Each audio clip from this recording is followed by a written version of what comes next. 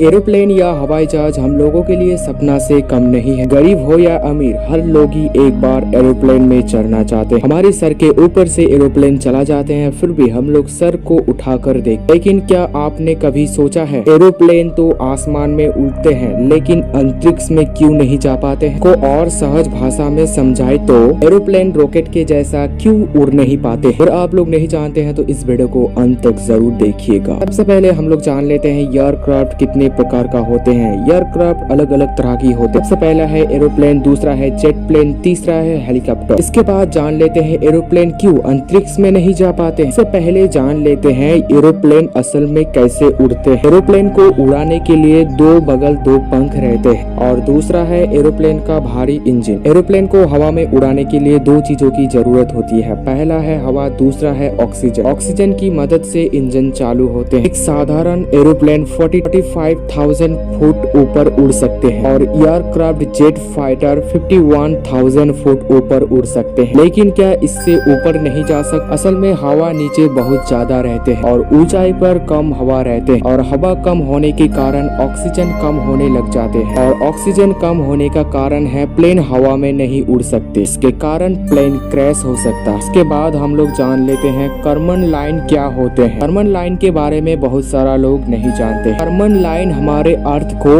Atmosphere से महाशून्य को दूर करके रखा। अर्थ से कर्मन लाइन 100 किलोमीटर ऊपर है। अगर हम लोग अंतरिक्ष में जाना चाहते हैं तो समुद्र से 328 फीट ऊंचे से उड़ान भरना हो, और एक पैसेंजर प्लेन इतनी ऊंचाई पर नहीं उड़ सकते। लेकिन कुछ विशेष तरह की विमान इतनी ऊंचाई पर उड़ सकते हैं। 1977 31 अगस्त अलेक्जेंडर नाम का एक पायलट फाइटर जेट को इतनी ऊंचाई पर लेके गए थे, जो कि कर्मन लाइन के बगल में ही था। उसके बाद 1963 साल एक अमेरिकन पायलट जोसेफ अर्ल वेड कर्मन लाइन के अंदर गए थे। फाइटर जेट में पावरफुल इंजन लगाया गया था, इसलिए कर्मन लाइन को पार किया गया। इसके बाद जान लेते हैं रॉकेट कैसे अंतरिक्ष में चला जाते हैं। रॉकेट के साथ एक बड़ा ऑक्सीजन टैंक लगा रहते हैं, जिसके कारण इंजन को चलाने में मदद कर सकते हैं। इसलिए ये रॉकेट इतनी तेजी से अंतरिक्ष में चला जाते हैं, जो कि वाकई में एक दमदार बात है। उम्मीद करते हैं इस वीडियो के द्वारा आप समझ गए होंगे कि एरोप्लेन